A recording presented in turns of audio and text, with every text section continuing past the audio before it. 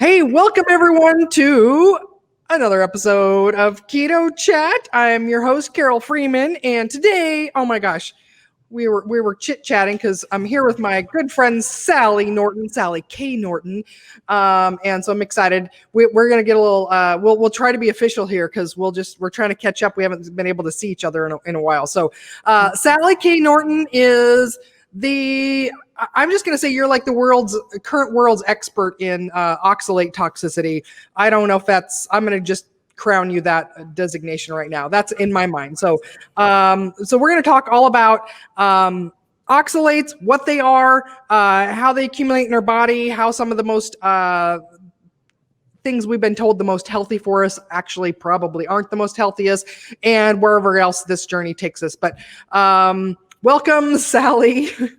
Thank you, Carole. It's fun to be with you and whoever else is with us today. Yes, excellent. So as you're watching, go ahead and put some comments in there and questions. I'll chime back in a few times here to reset and invite people to ask questions of you too. So, Sally, I've done an interview with you in the past, but people may not have watched that one. So let's start, with some background. How did you get into this oxalate territory? How did that path happen for you? The oxalate outpost. It's like, boy, it's lonely over here. Yeah, the pioneering oxalate days. Yeah, I have been in the nutrition sphere forever. I think it was probably 1977 when I decided to get into nutrition as a kid. And, in school, I went to Cornell for nutrition. They talked about oxalate barely. I mean, I came away from school realizing oxalate captures calcium. And so does tea and a lot of other things. And, oxalate's a kidney stone thing. And that's about all I knew. And I went back later on when I realized how profoundly it had affected my health. That's what sucked me into going, oh, you're a big ignoramus, Sally. You really don't have an education in this, even though you've been in integrative medicine and grant writing and public health and nutrition forever. You don't know anything. And that not being in the field of nutrition, you think you know stuff. And so you're kind of a jerk. Because the more you know, oftentimes, the less you're free to hear new information. Mm-hmm. And that's really the problem we're all in right now with oxalate. Like, we have been so misinformed, and this topic has been so overlooked that when you bring it up, people immediately have this negative reaction to it. Because it actually flies in the face of a lot of the garbage that we're hearing online.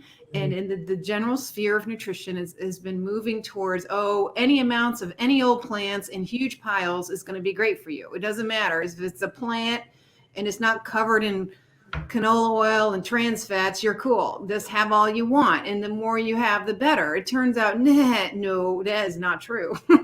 And oxalate really taught me that very seriously. I was a big kind of vegetable overdoer. I always had to have a nice big salad plus 3 side dishes that were vegetables plus something that was called the main dish.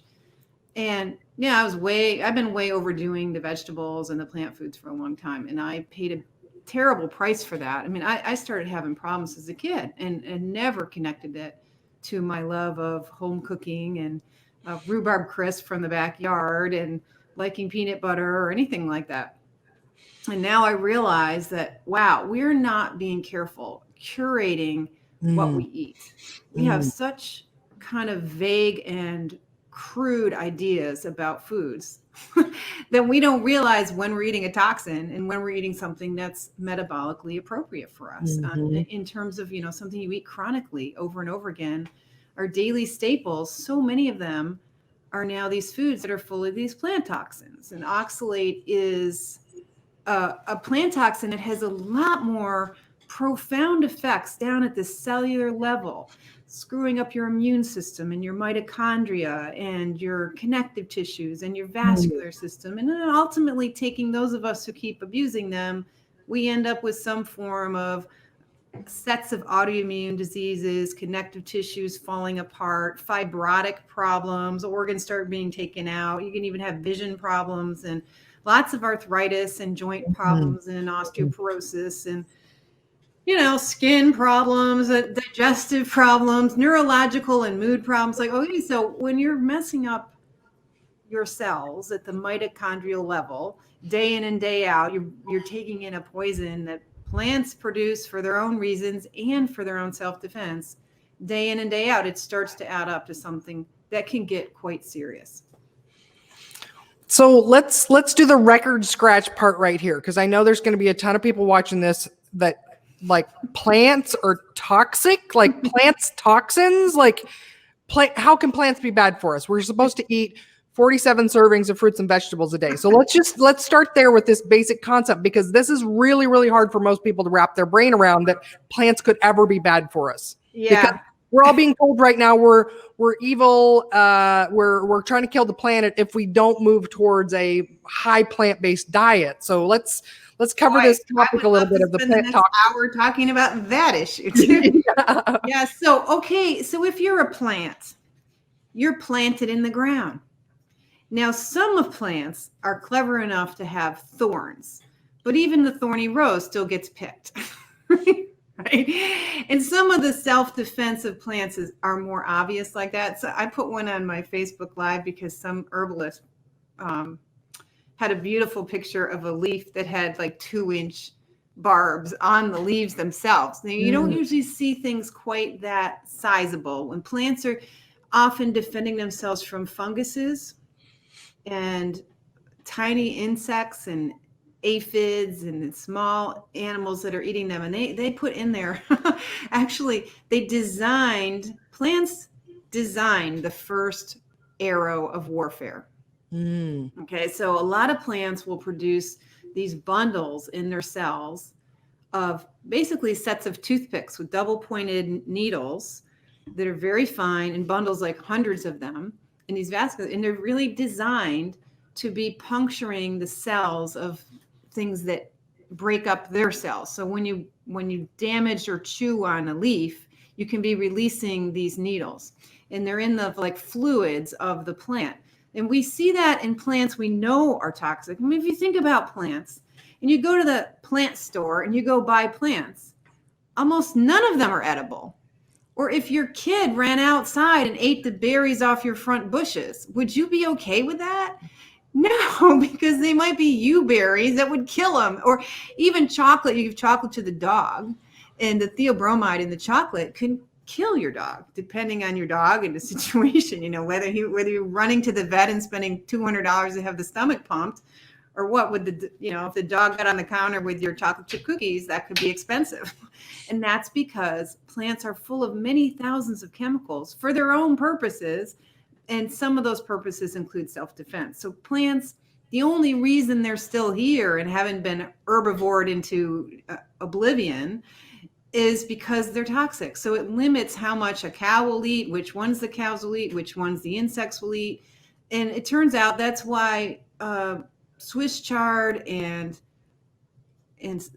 spinach looks so lovely in the garden, because the insects don't want to eat it because it's so loaded with oxalate. The oxalate, you eat enough Swiss chard and spinach as an insect, and eventually you'll be dead, or you'll figure out there's got to be something better to eat. And so, we have cultivated certain plants since we left the old hunting days when we ran around and shot big animals and then had giant parties because we had a ton of meat, because we were eating initially like woolly mammoth and stuff like that. Did that for long time, hundreds and hundreds of centuries. We were doing stuff like that, and then we got real clever and started being able to collect seeds and start to select for certain properties and start training plants to produce more and more of the parts that we figured out how to make them edible. But to make them edible, we had to learn things like soaking and fermentation and grinding and all kinds of things you have to do to make them safe to eat. A lot of which has been forgotten now, including by those of us with degrees in nutrition. Like, I didn't realize that if you don't hyper cook your beans, you really should soak them for like 3 days and then pressure cook them with high heat. If you don't do that, you allow the lectin proteins to survive and they start destroying your gut. So gluten is an example of a lectin protein, very hard on the gut. And these proteins can move around and attach to your nervous system and do a lot of problems. And there's a book about the lectin problem by Stephen Gundry. But he's missing the other piece of it. Like, well, hello, plants have many toxins. Lectins are not the only ones. And oxalate turns out to be kind of the ringleader. I mean, this is the real pimp of all the toxins. Oxalate pretty much helps make everybody be toxic, more than the other way around. But the more different chemical toxicity techniques a plant can have, the better chance it has of getting you and keeping you away, and trying to train you. Hey, I am not here for your dining pleasure. I'm here to give you oxygen to breathe. Isn't that good enough? Okay. Like, that's a service to all of you mammals and animals. I'm here, the plant kingdom, so you can breathe. Do you want more from me? I think like the plant kingdom is over us. Like, we have tried to make plants edible. So we have developed like the cabbage family, which is 2/3 of your produce department. It comes from like some old mustard plant, and we've turned that into arugula and watercress and cabbage and collards and broccoli and cauliflower and you name it. Like huge rutabaga, turnip. There's just a bunch of them. They're all the cabbage family. But that was human intervention creating those foods. Because if you go out in the woods and you get like really wild plants, they're not too tasty, they're not too nutritious, and they're going to give you a stomach ache, if not worse. So, and they're like little tiny doses of them. If anybody's ever gone hiking in the wild and you like the berries you can't eat, they're tiny little things, and they're not like you can't pick a gallon of them. Like, yeah, you'd spend days getting a bucket full. Yeah. And that's the other thing. We've had to monocrop these plants that we've invented in order to get enough of them in one place, in order to concentrate them into enough calories. We have a big brain that requires a lot of calories. And despite that, we still get fat, but we need calories. And plants, it's very hard to extract the calories from plants, partially because like these chemicals will interfere with the enzymes that let you digest food, which is one reason when you go on a plant-based diet, it's easy to lose weight, because you're no longer extracting the proteins and the calories that you need from the food, because the polyphenols and so on are interfering with your digestive enzymes. So it's really a denurturing kind of process where too many plants can kind of like suck nutrients out of you in a way. And that's what oxalates are doing too. They're binding with chemicals, or with minerals rather. Oxalic acid is a tiny little chemical that is a chelator. And chelating meaning it sticks to minerals and minerals sticks to it. And that's why oxalic acid, which is the base chemical of oxalate, which is just the oxalic acid plus the mineral, often it's calcium oxalate, but the soluble form is a potassium oxalate or a sodium oxalate. And potassium oxalate is a cleaner, or oxalic acid is a cleaner, because it grabs minerals. So you can take the rust stains out of your concrete deck, right, with oxalic acid. You can bleach wood and fabric with oxalic acid. You can strip the rust off an old radiator with oxalic acid. You can strip varnishes and paints with it. It's quite corrosive because of this strong affiliation with with positive charges. So yeah, if you can clean your deck in your radiator, imagine how it's cleaning you out of your calcium and your magnesium and your iron and so on. And that's what it does over time. You end up with osteopenia and osteoporosis and problems with nutrient deficiency. It's not just the minerals too. We lose magnesium and calcium and other nutritive minerals from too much of this soluble form of oxalate, which is the form of it that gets into our bloodstream and starts cleaning our clocks. But then it starts forming when it takes the calcium out of your blood rather than just out of your food, that little chemical called calcium oxalate can start binding with other chemical oxalate molecules and become crystals. And that's a big problem because you get these nanocrystals and microcrystals forming in your body. The ones, like you ate the crystals from the Dieffenbachia plant, but they can start forming in your bones and tendons and tissues and joints and kidneys. And eventually they start clumping together in some people in their kidneys and they get kidney stones. And those are aggregates of small crystals sticking to each other.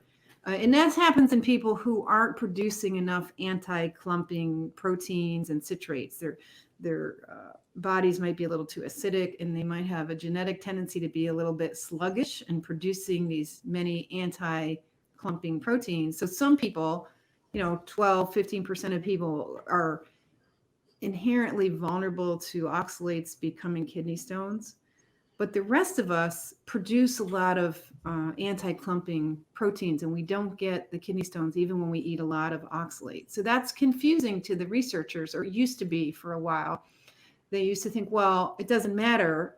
Some people eat a lot of oxalate and they don't get stones, and other people eat a lot of oxalate and they do get stones. So therefore, it can't be the oxalate. Well, it's the oxalate interacting with whatever your genetic vulnerabilities are, your nutritional vulnerabilities, your metabolic vulnerabilities are. If you're born, deficient in B vitamin or something, that's a type of vulnerability. And that the combination of eating a lot of toxins and being nutrient depleted or under-resourced with nutrients sets up the kinds of vulnerabilities that you have and sets up your genetic expression.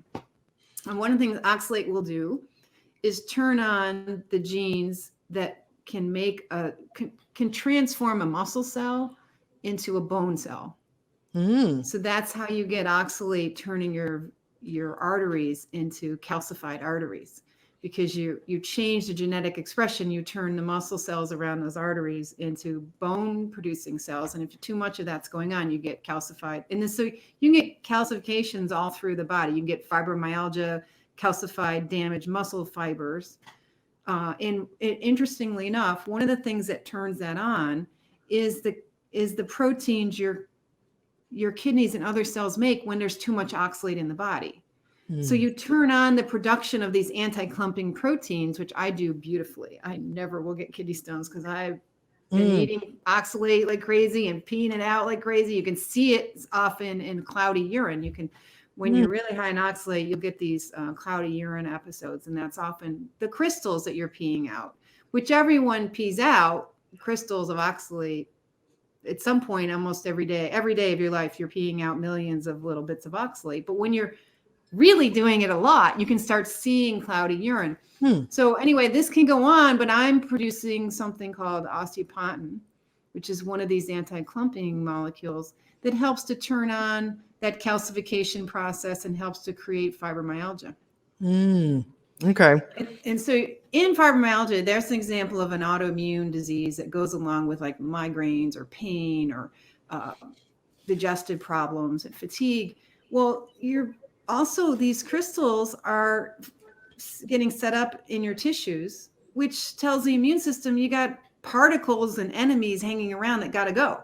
So the immune system either tries to wall them off, tries to eat them, and that doesn't work. And so then these neutrophils expel their DNA and so on. And the dead DNA wraps around the crystals, and it's a way of hiding that crystal so that the other tissues nearby don't get damaged and don't get that genetic change. It helps protect you from getting calcifications, but you end up getting these things called granulomas, and you get into these sarcoidoma kind of diseases. And this is, if you're doing this too much of this, having to deal with crystals in your tissues, you're asking your immune system to manage a mess. And these nanoparticles and crystalline particles is pollution starting to contaminate your bones or your joints or your tendons or wherever your particular tendencies are. And they get hung up in tissues that have inflammation already or have infection. So that might be someone's jaw or someone's sinuses or somebody's whatever. And then those same places that have inflammation start getting crystal deposits from oxalate,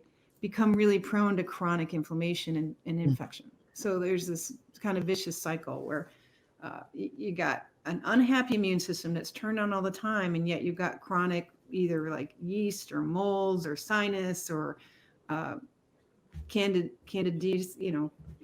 candida and various problems. It's like makes no sense. You never respond well to the treatments because the fundamental problem is that your immune cells and your fundamental resources of your nutrients and your cell energy is going to this defense and trying to manage this mess, and it's starting to suck the life out of your cells, and you get a problem with low functioning mitochondria that are prone to inflammation because they're so stressed with too much toxicity and this kind of depletion of the B vitamins and the minerals. And minerals are so critical to mitochondria because they're cofactors on enzymes that allow you to create your ATP, which is what's running the show. Like if you don't have ATP, you're tired, and so is the cell. And then they've got inflammation and disease. So let's cover. So people right now might be wondering, like, okay, so what are the common culprits of, are all vegetables bad? Do we need to cut them all out? What are the most common offenders of the oxalate outpost, as we're calling it? Out here in the outpost, the place the feed bag that we're sucking down that's delivering these lovelies includes our favorite greens: spinach, Swiss chard, and beet greens, and also sorrel, which people don't eat very much of. And then the mescaline lettuce mixes that have a lot of little baby beet greens and baby Swiss chard because they're cute and red, and the baby spinaches. So the mixed salad greens have less oxalate because it's watered down with some romaine and some nice peaceful greens, because the lettuces are low. And most of the other greens are low. The cabbage family vegetables are generally pretty low. The really bad ones, it's like 4 of them. That's it. Spinach, Swiss chard, beet greens, and sorrel. And then, of course, things that contain those, which are lots of things these days. I mean, spinach is put in everything. You can buy spinach pasta, spinach this, spinach that. Spinach chocolate bars is probably the latest innovation. I haven't seen it yet, but double whammy. It's like everywhere. And in chocolate, of course, chocolate is full of toxins, including a lot of oxalate, and it's pretty bioavailable oxalate. It only takes about 1.5 ounces of chocolate to be causing enough oxalate to get into your bloodstream that you get a spike in levels in the bloodstream that helps promote this tendency for oxalate to get stuck in your tissues. That's a trigger of accumulation, just 1.5 ounces of chocolate. And some people are thinking, and on keto, people go to like sugar-free, and the darker the chocolate, the less diluted it is with sugar and milk, the more oxalate, because it's in the cocoa, right? It's not the butter fat or the, cocoa butter. It's in the cocoa fraction. And so the more you concentrate that in like 100% zero sugar keto chocolate, you're just supercharging the oxalates. And unfortunately, in keto world, the other big problem is the almond flour and using nuts left and right because they're low carb. Of course, they got a lot of omega-6s. They got a lot of other toxins. They can go rancid. They can be full of aflatoxins. These are after the effects, but inside them, they have, arsenic and heavy metals. And just, again, because this is the seed of the plant is toxic. And where is it going to put its protective toxins if it isn't in the seed? So the outside of a lot of seeds have oxalate crystals and many other chemicals there that help protect the seed, help keep it dormant, and then also help it in its transition from dormancy into being a green something or other and becoming a little sprout, a little baby tree or baby whatever. That transition period requires a certain chemistry, and oxalates helps to do that. Oxalate holds on to that calcium for the seed, and then the oxalate will break off, and you can use the calcium to run enzymes to build a little sprout. So there's a lot going on chemically. I mean, it's a miracle that a tree nut or a seed can hang around for 5 or 6 years, and then suddenly it gets a nice rainy spring and it knows this is my time to become the next tree. And it's doing it with so much cleverness. Plants are brilliant, but we're not so brilliant to make seeds our major, thing on the plate and make that a daily staple and become a squirrel instead of a human. That's getting us into trouble. Well, now another one that I think a pitfall is the chia seeds, right? Like a lot of people think, oh, I'm going to make this chia seed pudding. I was experimenting that in my early days until I met you. And then I was like, nope, don't need chia seeds anymore in my life. Those are cute plant things, but not food. Cute plant things, not food. Yeah, really, seeds, we're not really good at eating seeds. I mean, even birds who have the beaks and so on designed to kind of peel seeds and get rid of some of the harder parts to digest. They have a special crop for grinding them. We have teeth, they have the crop, but they pee out and poop out a lot of oxalate crystals, the birds do. Their metabolism may be even better at that than ours is, because they've been eating seeds for a long time. Our idea of seeds as human food is a pretty new concept. We don't realize that, but we really were not hanging out in trees waiting for the nuts to ripen before we ate dinner. No, we were not doing that. Well, and I even explain, my clients the absurdity of like, just how hard it is to even get one nut out in nature. If you had to go and pick a walnut and clean the crap off the outside and crack the shell and pick that one nut out of there, and it tastes okay. Like it doesn't taste amazing, like it's roasted and salted and soaked in sugar. Like, we can buy at Costco in 5-gallon buckets. But so like the amount of work it takes, you would maybe eat one or two, but you wouldn't eat a handful even. You wouldn't eat a pound of it that's already roasted. And so usually when people do that experiment, they're like, oh, you're right. Like we wouldn't eat very many if we were having to harvest them ourselves. So no, it's so much work. I mean, this is almost Christmas, like a week from now is Christmas, right? So when I was a kid, my mom's family was German by descent. And so there's a thing that Santa does. He does the orange in the toe of the stocking, then he throws in a handful of nuts that are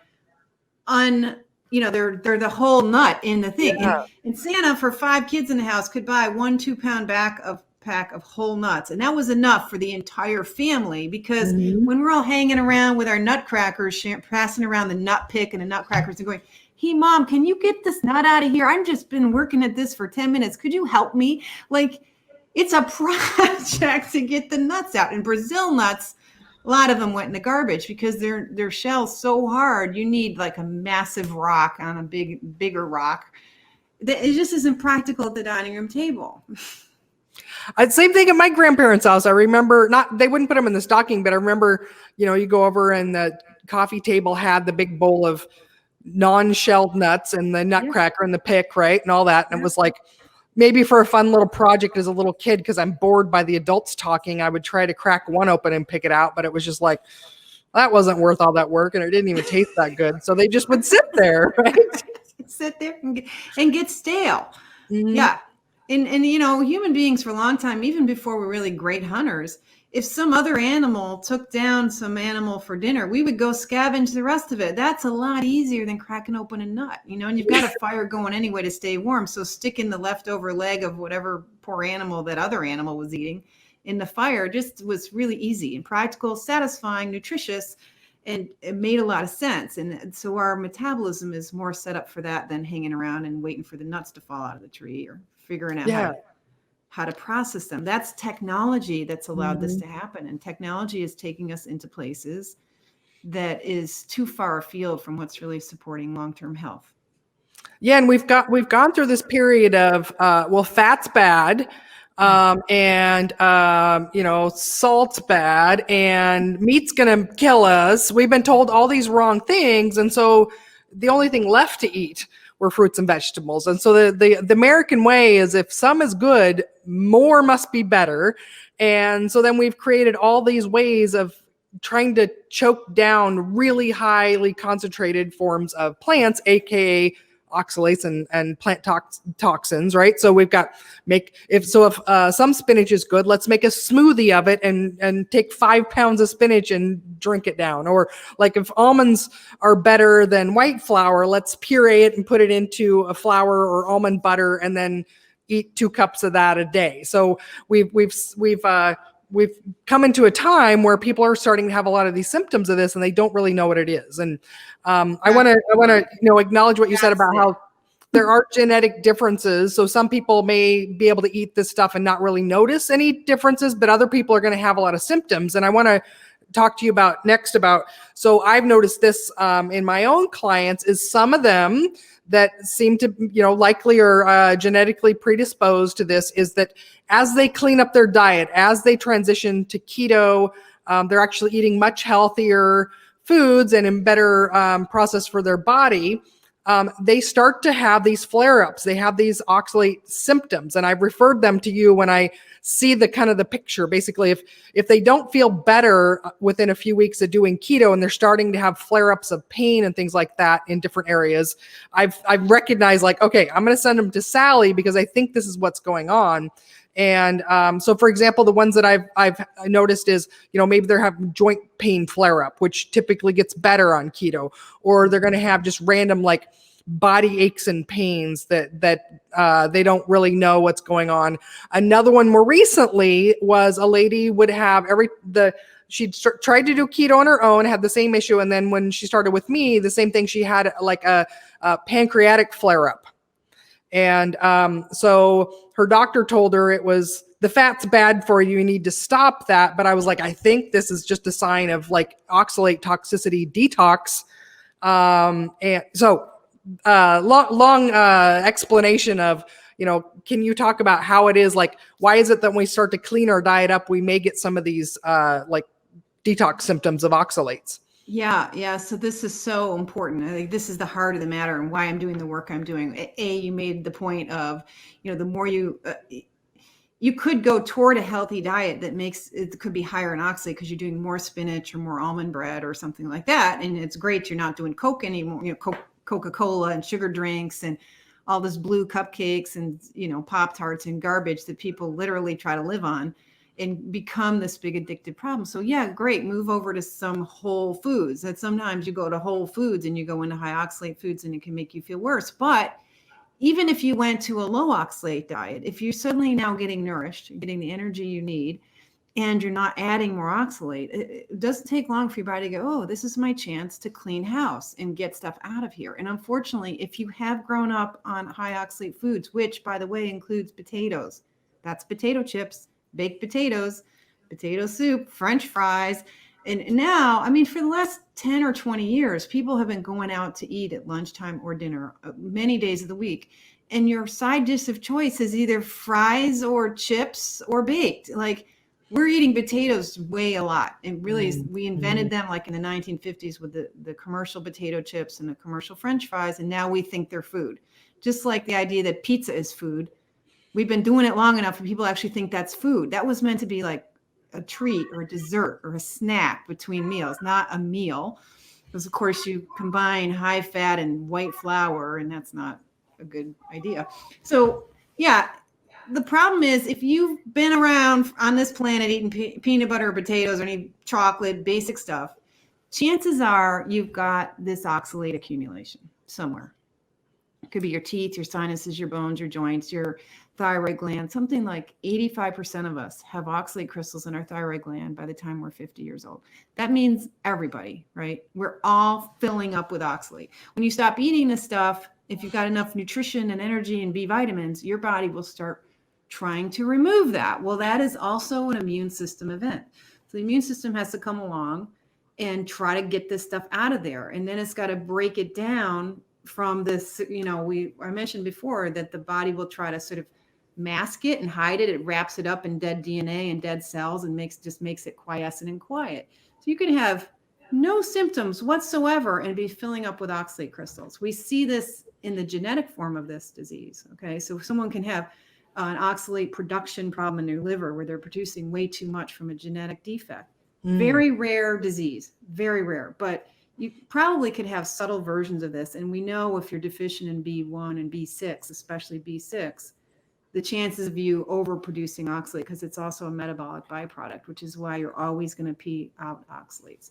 But it also tells us the body knows something about oxalate and how to deal with it, except in today's world where we're eating at every meal. That's just not done. We didn't used to be able to have a high oxalate food year round. We used to have fruits and nuts at a certain time of year. Literally, Nuts was December to maybe to Easter, and that was the end of it. And you at least had summer and off from the nuts and so on. But now Costco's making sure you got bucket loads of whatever you want any time of year. I noticed in the store yesterday, was it, or the day before, raspberries and strawberries in December. Mm-hmm. Okay. Human beings didn't do that.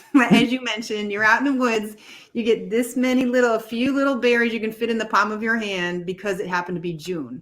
Mm-hmm. Now, so there's all these things that we've been living now for 30 years in a world with, interstate highways, refrigerated trucks, year-round produce, 24-hour grocery stores. We've been eating too much peanut butter and potatoes plus these healthy things. So your body is loaded with it. And now when you change your diet and you stop eating, let's say you really want to do a low toxicity diet and low oxalate diet, you stop the spinach smoothies, you switch from keto bread to maybe cheese or meat or something more human oriented food. And then your body goes, oh, okay. The body is reading what's coming in your stomach, what's coming in your bloodstream. And it's okay, we're going to clean out the kidneys. The kidneys will clean out. Sometimes it takes a while, but then they'll get arthritis or something like that. Or they'll start getting headaches on and off, or on and off sleep problems, or restless legs, or tooth pain, all kinds of stuff, because the oxalate, of course, can affect your digestion, your basic metabolic health, but it can get into any tissue. And when the immune system has to come into that tissue and drill out these crystals, it's like getting surgery, but no anesthetic, so it's got to get in there and do microsurgeries in your teeth or jaw or sinuses or shoulder or hips or tendons or spine. And that's not going to be pleasant because it's turning on inflammation, and it's the body's response to the toxicity and the work that it has to do to get it out that turns on the symptoms, because that inflammation has these collateral effects that harms nerves and connective tissue and causes some fibrotic recovery. And then if you're healthy and you're not adding more of these toxins, eventually the body will clean up the scar tissue and clean up the fibroids and repair the bones if you know what you're doing. But the process of getting there can be very unpleasant and quite toxic, because you've got to take them from the big crystals that are now in your shoulder joint down into ions, which are the really toxic form, and run that back through your bloodstream and inflame your bloodstream in the process and get it back out through your kidneys, which is stressing your kidneys. So you can actually create kidney stones when your body starts flushing out the oxalate. So you stop eating oxalate and then you get your kidney stones. I've seen that in a few people, because now the body, in a somewhat disorganized way sometimes, is sort of puking out oxalates, at a level that's as toxic or more toxic than your 2 spinach smoothies every day. It might be like the equivalent of 3 or 4. And actually, if you were to eat like 6 or 7 spinach smoothies, you literally could kill yourself. Wow. Yeah. It is possible to die from oxalate poisoning. Well, just like we recognize that in dogs, if they eat too much chocolate, they could die, but we don't recognize the fact that that same compound is toxic to humans. We're just a little bit better at detoxing it. So we could also die from excessive chocolate ingestion as well. It would take quite a bit, but same thing. These other plant toxins truly are toxic. Fascinated. I ran into articles in the literature because I'm constantly doing research. Really, since I discovered this for myself in 2013, I had my head in the medical literature ever since, and I've been reading thousands of articles. And I spent a long time reading about lectins and other plant toxins just in general, just to kind of understand the whole landscape of this. And I was surprised to see that chocolate in a pregnant woman eating chocolate can create diseases for her unborn babies, including future testicular cancer in the boys.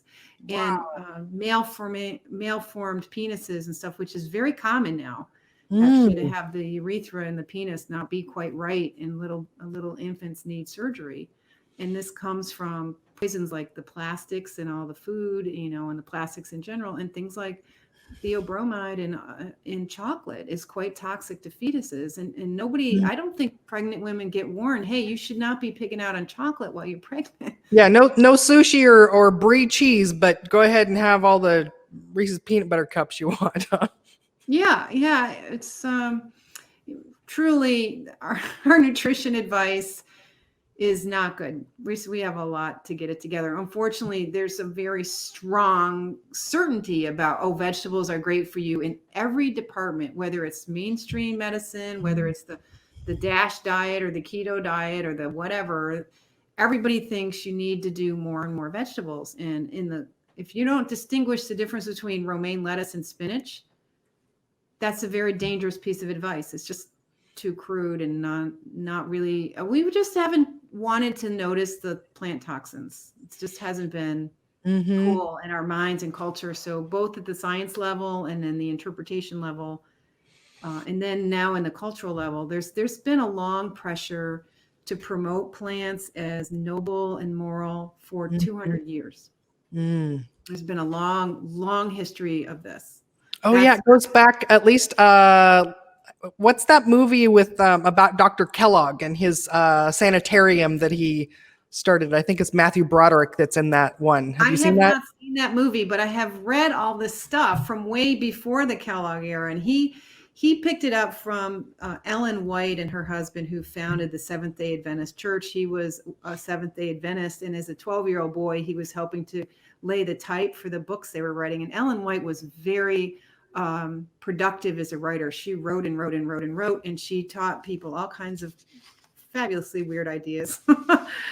And he learned as a 12-year-old that it's very nasty to touch your genitals or anyone else's, and that you will go to hell if you do that. So any self-pleasuring or self-touching will send you to hell. So he remained celibate, from what I understand, and did not have sex with his wife. They adopted all their children so that they could all go to heaven.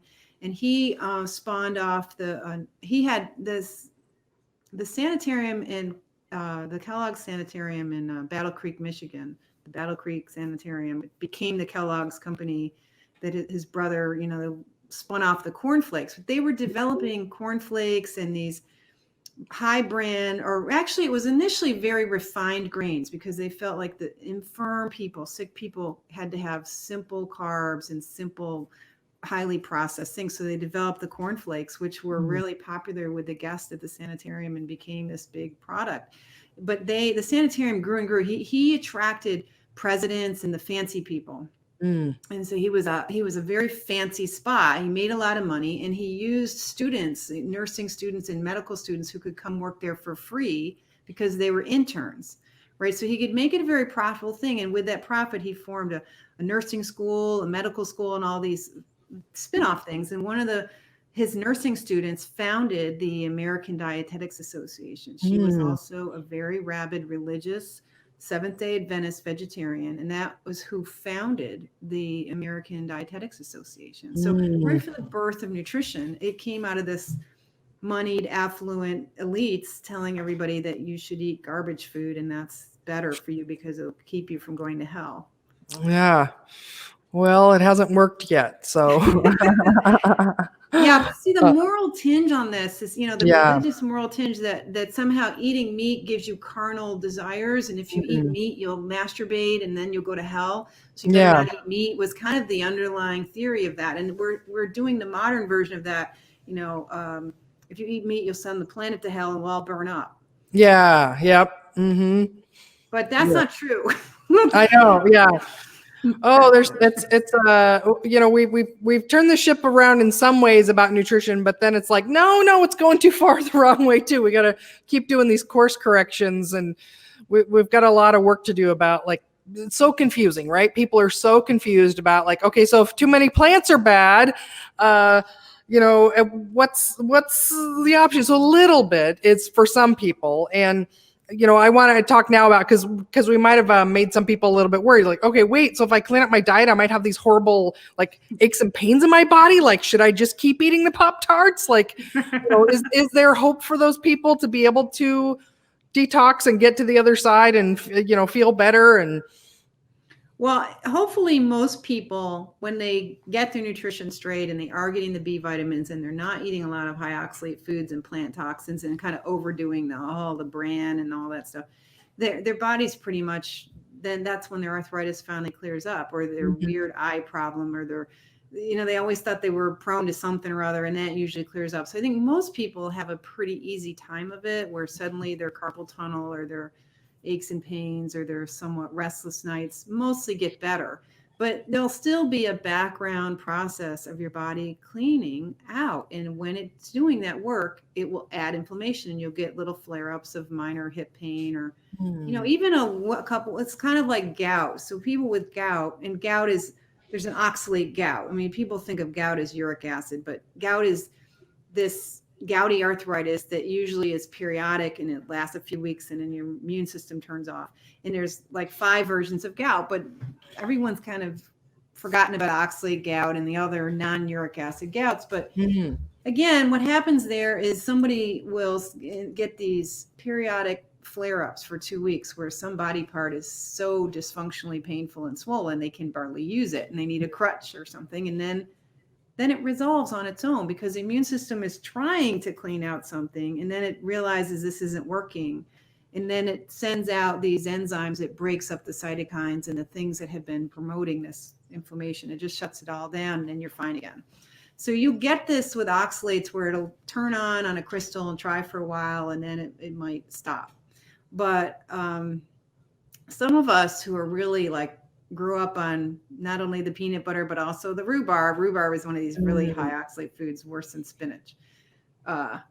We're pretty toxic with it. And we get into this oxalate clearing illness, and that it's about a 10-year or something process for your body to remove all these oxalates. So you can go through several difficult years, but hopefully most people don't. But the fact that we are suffering so badly, those of us who are very sick with oxalate, we should be a warning to you guys. Hey, don't become us. Like, why would you wait until the symptoms break through? All disease is silent until it's not, including the genetic form of this disease. A lot of people have no symptoms for a very long time, and then all of a sudden they give birth or have some little trauma, some infection, something that turns the immune system on because of stress or mast cell activation or something. Because this is a mast cell disease. You get high histamine problems, you get all this kind of stuff. It's all immune activating. The oxalate is ultimately what it's doing, is screwing up your repair processes and screwing up your immune system. And so you end up with all that crazy stuff that leads pretty much anywhere it can go in some of us. You don't want to wait until you have symptoms to worry about oxalate. We should consider high oxalate foods as fundamentally inedible, and they certainly shouldn't be a daily food. Oh man. So I just had, as you're talking about that too, and I'm like, oh my gosh, is this symptom? I don't think I asked you about this before, but on my initial, 6 months of keto, I would notice that about every 10 pounds, I would have like some kind of a skin eruption. And that's what I've seen, is that people kind of have their body has their go-to detox area. Some people end up with, diarrhea or something. Yeah. Diarrhea, or some people have like kidney pain, or maybe they'll have like you said, like the joint pain or something like that, or headache or something. For me, it was like skin eruptions, so I'd have like, large, not quite cystic acne, but large, almost a boil-like thing on my face coming out, on my inner thighs, like on my back as well, about every 10 pounds. And now I'm like, was that what that was? My body was releasing, like, here's a little pocket of stuff we're trying to get out of the body. Yes. And here you go, get rid of it. No doubt. And we see this a lot with the oxalate, and you're exactly right. I mean, there is these sort of types. Some people will dump a lot of oxalate through their skin and they'll get these boils, these little boils everywhere. And some people literally, each one is pushing out a crystal and they can tell it's crystals coming out. Other people, it's their eyes, and their eyes start watering like crazy, which is a way of removing this particulate pollution that's in the eye area with the tears. High mucus will do that. The crystalline urine, or the kidney problems, or the diarrhea. Those are different departments in the body that's getting really good. An area where the body is good at pushing it out. The skin eruptions is really quite brilliant, because then you don't have to dissolve the crystals down. You can just push them out, which is saving your kidneys from having to pee them out. So that's pretty cool. Yeah. Some of us just get like a heat rash early on when we first start this diet. The keto rash, this mysterious keto rash that flares up. Yeah. Yeah, that is very much an oxalate rash. That's the immune system going, whoa, found something here. Something's triggering, turning on the immune system. And we see that very, very common when you first start a low oxalate diet, if you've been eating these high oxalate foods. And this immune activation is one reason we want you to go slow, not go from 2 spinach smoothies to none. You want to kind of find a way to come down to half a spinach smoothie pretty quickly, but stick around with that for a few weeks and then work your way down. Because if you go all the way really low, if you figure out, the cool part is there's enough oxalate hanging around, you can accidentally keep some around for a while, which is helpful. Because it's really when you get super low where the body goes, oh, okay, time to clean house. And we don't want to clean house. So there's this place, where a lot of people are in what I call the danger zone, eating too much nuts and spinach. And you got to get out of the danger zone and come down into some more moderate zone, but not all the way down to the clearing area where you eat so little the body starts clearing. We don't want to start that right away. You want to build up your nutritional well-being, your metabolic well-being, and get that in place. And eventually you can go down to a really low oxalate diet, like a carnivore diet is the ultimate zero carb diet. But a lot of us who are sick with oxalate, we have the enzymes that produce glucose are damaged because the minerals aren't there, because the oxalate are holding them. So a lot of us, we can only do really super low carb for like 4 or 5 days. And then we need a little perk up. We need some carbs. And you can get your metabolic flexibility going. You can and wear out your muscle glycogen and liver glycogen. That's a good thing to do. But having some carbs and getting a little shot of insulin, it can be therapeutic and helpful. In fact, the research suggests that staying ultra zero low sugar is bad for oxalates. Like it increases your internal production of oxalates. So keto's great, but it also, you don't need to make a religion out of it and do it 24/7. Like if you need a pile of rice on Fridays once a week, that's fine. You're listening to your body. That's probably going to help you sleep better and so on. So it's important that you know about things like oxalate and know a little bit about these mechanisms behind the scenes so that you can interpret what's going on with your own body and make some smart decisions. The tricky thing with the carb control is that we're so addicted to carbs. As some people in the early days, the least little bit of carbs and they're off to the races again. They're like Freeman for sugar all over again. And it's a real battle. It took me 3 years to get off sugar when I first tried to do it about 18, 20 years ago, because I had been a vegetarian and I was so vegetarian diet has to fundamentally be a high carb diet. I mean, it's very hard to eat a low carb vegetarian diet. And so a lot of us who tried that ended up being sugar nightmares and sugar addicted badly. And that, that came out of the low fat advice. I mean, you were saying we went through this era. We went through 35 years of being told we should be low fat, and that's promoted all this metabolic derangement. That's why we have all these problems with sugar addiction and obesity and diabetes, because that's not quite right. And if you need to do a low fat diet, it almost has to be a vegetarian low fat diet. And if you need to do a meat based diet, it needs to be a high fat diet. You can't do a low. I mean, there's lots of issues with nutrition again, so it's all confusing, but I think we're on the way to figuring this thing out. I think we're on the edge of having a much better breakthrough if we can get over the profiteering that's going on behind the scenes that's promoting the wrong information. Yeah, it's there's a lot of political stuff there for sure. So yeah. I think, let's see. So, gosh, we've covered so much great stuff. I would just love to kind of wrap this up and just kind of talking about the evolution of your diet with, going from low oxalates, low carb, I know, and then, you currently primarily, meat based. Is that still true or? Yeah, it is still true. Okay. It is still true. I think I cooked today. I threw some pork roasts in the oven last night, so I think I now have about 8 pounds of cooked pork in my house. I also have a rib roast waiting for me, and I have one on order for next week. So I eat a very meat heavy diet. True enough. It's I really think it's helping me rebuild my spine. My spine has been completely messed up from the oxalates, and it's really bringing me back. So I'm quite pro meat. So, and we didn't cover this, but animal-based things are virtually oxalate free. Yeah. Okay. Yeah. Just So consider them zero. Consider them zero because the little bit of traces they have don't really matter.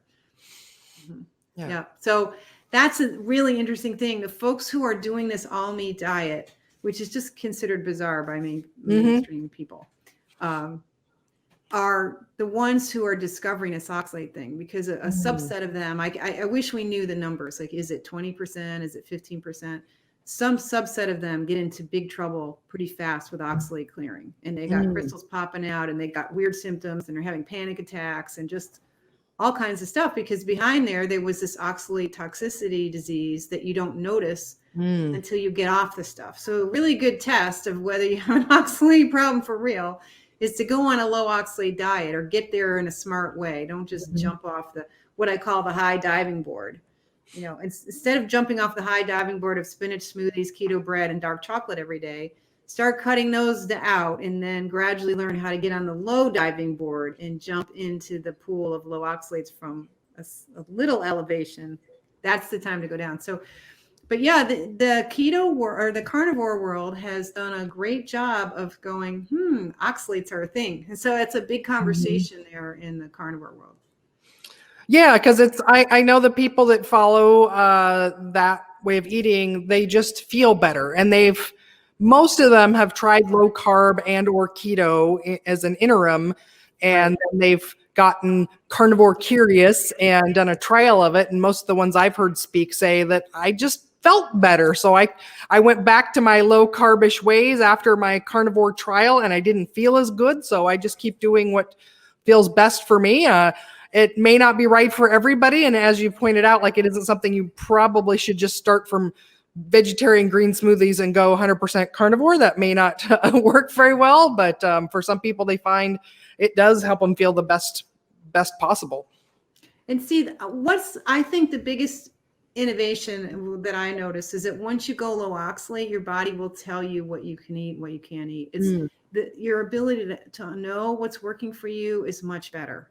Beforehand, when you're eating a high oxalate diet, you cannot tell that these things are harming you, and you cannot tell that you would do better without them until you really totally without them, in a good, thorough kind of obvious way where you're conscious of what's going on, you'll be able to see better and observe. But until you get, it's so confusing to your body to be so toxic that it really can't tell you in the short run, hey, that sweet potato just really hurt my stomach. It just can't even tell you.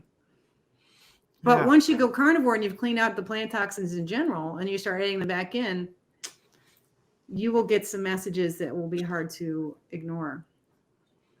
So that, to me, that's the best use of that carnivore diet, is to use it as an elimination diet, and you get there gradually, do it consciously, because you're changing your microbiome over, you're changing so much when you do that. It's not good to traumatize your body and jump from one idea to the next. Like, you need to have a plan to do things consciously and gradually when you make these dietary changes.